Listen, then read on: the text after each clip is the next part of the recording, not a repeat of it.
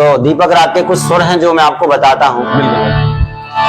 सा गा गा पा पा पा पा गा धा धा धा पा पा गा पा मा गा पा गा रे सा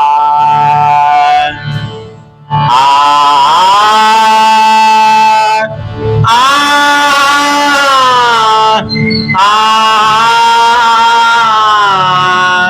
आ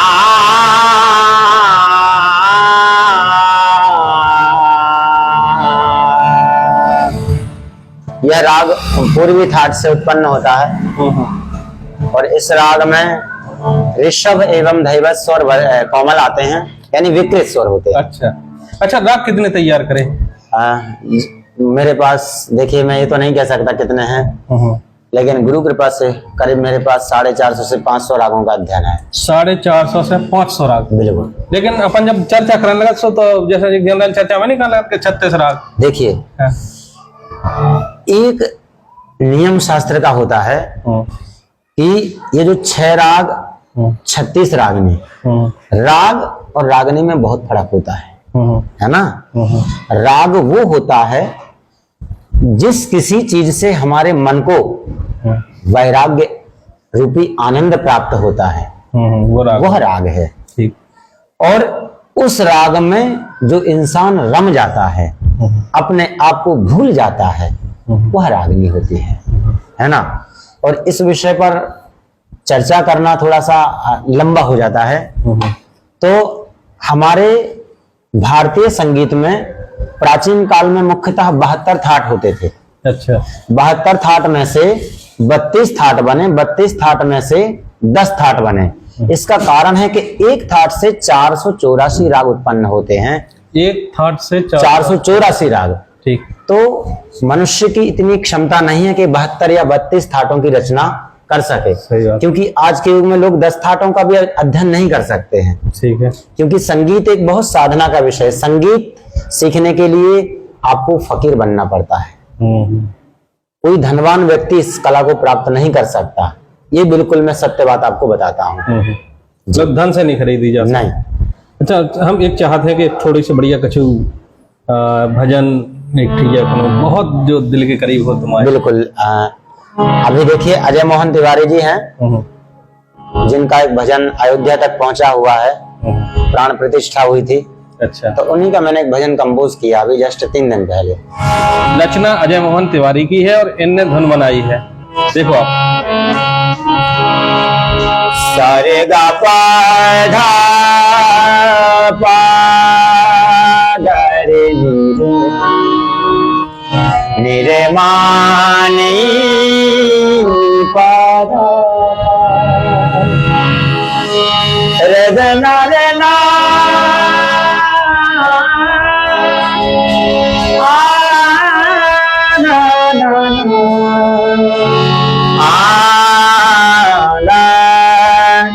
पानी धा माधा पा धा पा मा रे मा गा सा गा रे नी रे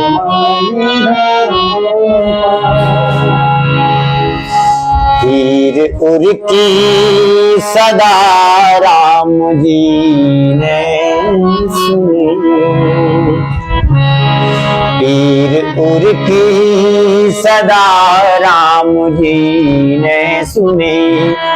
एक सच्चे सखा बस प्रभु राम है, पीर उर्की सदा राम जी ने सुनी। एक सच्चे सखा बस प्रभु राम है, राम जैसा नहीं है कहीं दूसरा, राम जैसा नहीं है कहीं दूसरा। राम जैसे स्वयं हर समय राम है, राम जैसे स्वयं हर समय राम है। पीर उर्की सदा राम जी ने सुनी। एक सच्चे सखा बस प्रभु नाम है। बहुत बढ़िया। तो भैया देखिए आपने इनकी कला और गला, एक तो भगवान ने घर बहुत प्यारा था, उसके बाद संगीत को इतना शानदार ज्ञान और काम देखो आपके, चाहे संगीत सिखावे की बात होए तो भैया संगीत सिखा भी सकत, अंग्रेजी भी पढ़ा ले। इसके अलावा आप हाँ अगर गाना की धुन कंपोज करवाओ ना तो कोनो गाना दे दो भैया अच्छी धुनें कंपोज कर ले। तो चलो भैया आप लोग ना वानगी दिखाएं कि आखिर ये कैसे सिखाऊ। एक अपने बुंदेलखंड में एक बहुत अच्छी चर्चा चलत के मास्टर कब हम अपने लड़का हाँ नहीं पढ़ा पाओ, मतलब जितने मास्टर हुए उनके बच्चा ज्यादातर कलीजर कंडक्टर बन जाता, बहुत अच्छी तरीके से नहीं पढ़ा पाओ। लेकिन ये संगीत के मास्टर हैं, ये अपनी बिटिया हाँ फुर्सत बैठे सिखाऊ रात, और कैसे सिखाऊ वो आपके सामने हम प्रस्तुत करवा रहे हैं। का सिखाओ है, कैसे सिखाऊ है और का को असर भी पड़त। तो बिटिया से आपको गावो सुनवा रहे, बाकी हम जगह छोड़ रहे। ये मेरी बेटी है जिसका नाम है यक्षिता कुशवाहा, और मैं इसको संगीत सिखाने का प्रयास करता हूं। अब सीख पाए या नहीं वो तो उसके हाथ में है, भगवती के हाथ में है। तो मैं एक गाना आप लोगों ने सुना होगा, तुम मुझे यूं भुला ना पाओगे जब कभी भी सुनोगे गीत मेरे। ये राग झंझोटी पर आधारित गाना है। तो पहले मैं थोड़ी सी उससे एक्सरसाइज करवाऊंगा, फिर वो आपको गाना सुनाएगी। रे मा पा रे मा पा नी दा पा नी धा पा धा मा पा धा मा पा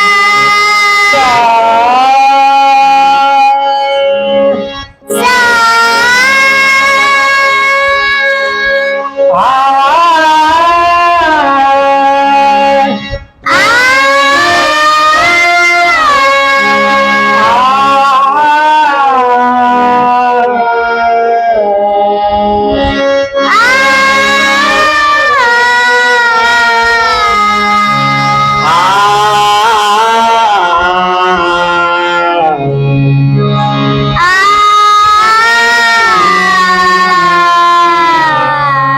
सारे पा मा गा सारे गा पा मा गा पा मा गा सारे सारे नी धा सा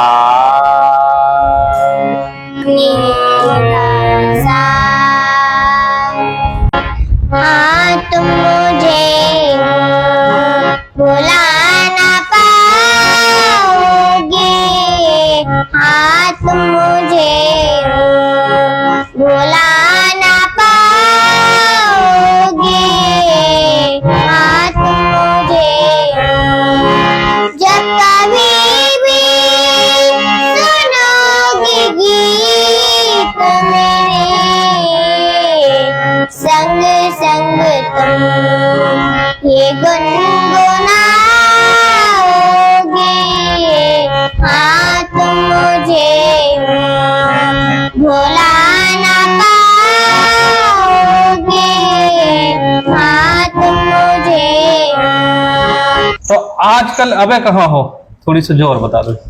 अभी वर्तमान में जैसे मैंने बताया कि मैं सब कुछ त्याग के जटाशंकर धाम में गया, और आप सभी के सहयोग से, चरण सिंह यादव जी की मदद से, और अभी मेरी बहन समान है वो, बड़ी बहन का है या माँ का है उसमें कोई फर्क नहीं है, क्योंकि जो सिर पर हाथ रखता है तो वो कोई अपना ही रखता है, पराया तो नहीं रखता है। सही बात।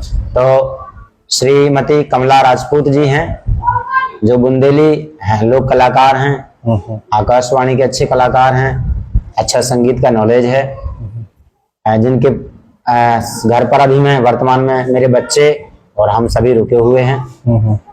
और बस आप सबसे एक ही आशा करते हैं कि आप लोगों के बीच में बने रहें, इस बुंदेलखंड की धरती पर ही हमारा जीवन व्यतीत हो जाए। खाना पीना की व्यवस्था जुगाड़ कहाँ से हो जाए? अभी हम बिल्कुल दीदी के घर से ही हमारे लिए संपूर्ण खाना जाता है और पूरी व्यवस्था भी इन्हीं की ओर से है।